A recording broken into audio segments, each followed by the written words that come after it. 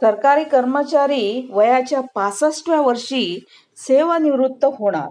माननीय उच्च न्यायालयाच्या निर्णयामुळे सर्वांना मोठा दिलासा.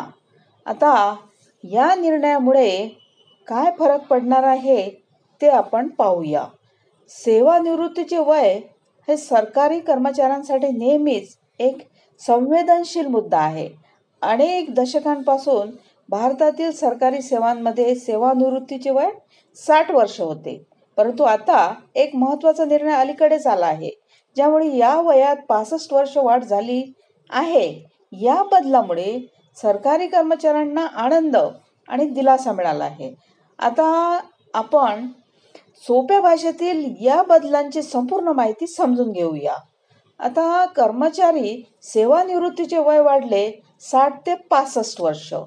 60 ते 65 वर्ष झाल्यामुळे माननीय उच्च न्यायालयाने आत्ताच एक निर्णय घेतला आहे, ज्यामध्ये सर्व सरकारी कर्मचाऱ्यांचे रिटायरमेंट वय म्हणजे सेवानिवृत्तीचे वय 60 वर्षावरून 65 वर्षापर्यंत आता झाले आहे. या निर्णयानंतर कर्मचाऱ्यांना आणखी 5 वर्षे सेवा सुरू ठेवण्याचा अधिकार मिळालेला आहे.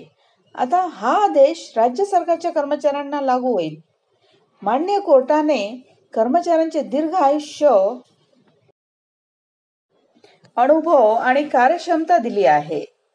आता या निर्णयामुळे किती लोकांना फायदा होणार आहे ते पाहूया. माननीय उच्च न्यायालयामध्ये या निर्णयाचा काय फरक पडणार आहे सर्वांवर ते आता आपण पाहूया.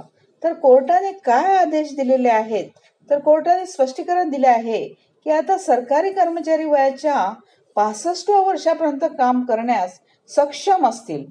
नवीन आदेश सरकारी कर्मचाऱ्यांना बऱ्याच काळासाठी काम करण्याचा अधिकार देते, जेणेकरून ते त्यांच्या सेवा आणि अनुभवांना राज्याच्या कामात लादू शकतील. आता सरकारी कर्मचाऱ्यांना या बदलाचे फायदे कोणते आहेत, तर हा बदल सरकारी कर्मचाऱ्यांना बरेच फायदे प्रदान करेल. मुख्य म्हणजे आर्थिक सुरक्षा.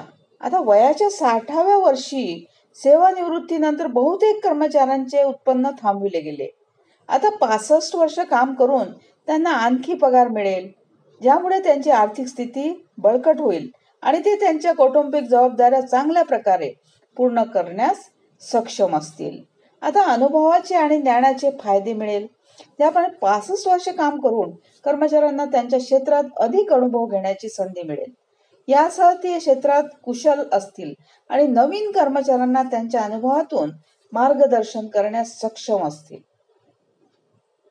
आता आरोग्य आणि मानसिक स्थिरता. काम करून कर्मचारी मानसिकदृष्ट्या सक्रिय आणि निरोगी असतील.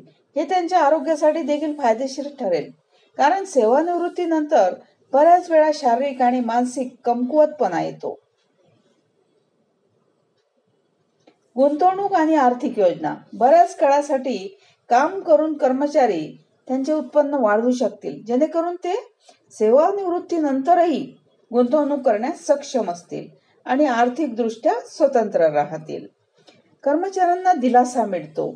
आता या निर्णयामुळे कर्मचाऱ्यांना दिलासा मिळाला आहे. यासह कर्मचाऱ्यांना पदोन्नती आणि वाढीसाठी चांगल्या संधी देखील मिळतील, कारण ते बऱ्याच काळासाठी काम करण्यास सक्षम असतील. आता कर्मचारी युनियन प्रतिसाद काय आहेत ते आपण पाहूया.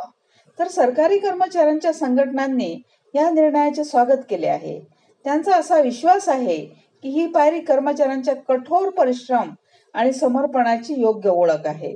यामुळे कर्मचाऱ्यांचे मनोबल वाढेल आणि चांगली सेवा देण्यासाठी प्रेरित केले जाईल. आता हा बदल सरकारसाठी का महत्वाचा आहे? सरकारच्या दृष्टिकोनातून हा निर्णय अनेक प्रकारे फायदेशीर आहे.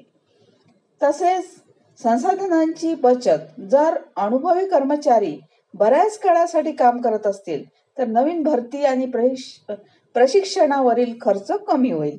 सेवा गुणवत्तेत सुधारणा. अधिक अनुभवी कर्मचाऱ्यांमुळे सरकारी सेवांची गुणवत्ता चांगली होईल. अर्थव्यवस्थेला जोरदारपणे दीर्घकालीन कार्यरत कर्मचारी अर्थव्यवस्थेत सक्रिय योगदान देतील आणि विकासास गती देतील. तर काही महत्वाच्या गोष्टी त्या जाणून घेणे महत्वाचे आहे. हा आदेश सध्या राज्य सरकारच्या कर्मचाऱ्यांसाठी आहे. यामुळे कर्मचाऱ्यांना अतिरिक्त 5 वर्ष सेवा देण्याची संधी मिळाली आहे. या निर्णयाचा पेन्शन प्रणालीवर परिणाम होणार नाही. कर्मचाऱ्यांना वेळेवर पेन्शन मिळणे सुरू ठेवेल. ते निरोगी आणि कार्यशील असल्यास कर्मचारी 65 वर्षे काम करण्यास सक्षम असतील. हा बदल खाजगी क्षेत्रातील कर्मचाऱ्यांनाही लागू होईल का? तर आता या निर्णयाची व्याप्ती केवळ सरकारी कर्मचाऱ्यांपुरतीच मर्यादित आहे. तथापि तज्ज्ञांचा असा विश्वास आहे की जर त्याचा सकारात्मक परिणाम दिसून आला तर भविष्यात खाजगी क्षेत्रात असे बदल देखील होऊ शकतात. यामुळे कर्मचाऱ्यांचे जीवनमान सुधारेल आणि कंपन्यांनाही अनुभवी कर्मचारी मिळतील. थँक्यू.